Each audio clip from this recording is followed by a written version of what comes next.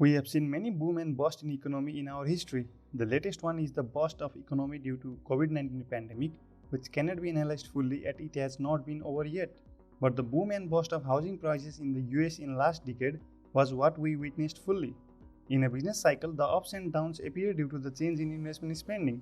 Changes in investment spending will indirectly lead to change in consumer spending, which magnifies or, as economists say, multiply the effects of investment spending in an economy as a whole. So what means multiplier?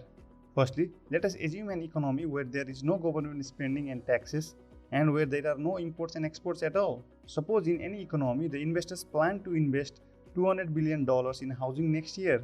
This investment spending increases the incomes of the construction workers, electricians, plumbers, along with construction material suppliers and many others. This generates the disposable income in the forms of incomes and profits to the people. The consumer spending increases due to increase in disposable income, and the firms need to increase their output to fulfill the demand of consumer. This generates another rise in disposable income, which leads to another round of consumer spending increase, and so on. Now, to measure how large is the total effect on aggregate output due to those rounds of increase in consumer spending, we need to introduce a term called marginal propensity to consume, MPC.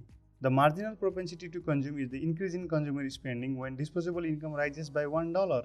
The consumer do not spend all the increase in disposable income and they save some amount of it. Now, the marginal propensity to save is the increase in household savings when the disposable income rises by $1. As we have assumed that there are no taxes and no international trade in this economy, the $1 increase in investment spending increases the real GDP by $1 and disposable income by $1. So, a $200 billion increase in investment spending increases the real GDP by $200 billion at first, and then it increases by the product of MPC and 200 billion and so on.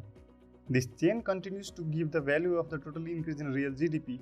Mathematically, the total increase in real GDP is as shown. Now we need to understand the change in consumer spending before any change in real GDP. For example, the boom in housing prices makes the consumers to feel richer and they increase their spending at any given level of disposable income. This will lead to an initial rise in consumer spending before the real GDP rises. An initial rise or fall in aggregate spending at a given level of real GDP is called autonomous change in aggregate spending, and multiplier is the ratio of total change in real GDP caused by autonomous change in aggregate spending to the size of that autonomous change. Mathematically, multiplier is equal to the ratio of 1 and 1 minus MPC. So, what we know now is that the spending of any family depends on its current disposable income, that is, the income after the taxes are paid and government transfers are received. It's obvious that the household spending depends on the current disposable income of the family. The more disposable income, the higher the spending. This relation can be represented mathematically as this. Here C is the individual household consumer spending, YD is the individual household current disposable income, and A is a constant term called autonomous consumer spending. This equation is called consumption function, which shows how an individual's household consumption spending varies with the household's current disposable income. Using the definition of marginal propensity to consume, we get a result of MPC being the slope of the graph of consumption function, which looks like this. This is the case of microeconomic relationship between individual household spending and individual current household disposable income.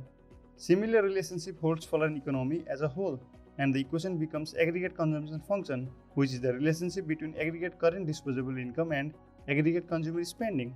When things other than disposable income change, the aggregate consumption function shifts upwards or downwards. The principal reasons for the shift in the function are changes in expected future disposable income and changes in aggregate wealth. Suppose you got a new job in the month of August, but the payment would start from December. You would tend to spend higher although you will receive a paycheck at December. This will shift the consumption function upwards as in the graph shown. But if you are certain that you would lose your current job after a couple of months and should settle for a smaller paying job in the future, you would start to spend less and save more despite your income being higher in the meantime. The aggregate production function shifts downward as in the graph shown. So it is natural for people to spend less if the future income is less and spend more if the future income is high. This hypothesis is called permanent income hypothesis. Let's see another case of two families whose disposable income is same, $50,000 a year. We cannot expect both families to have a same level of spending.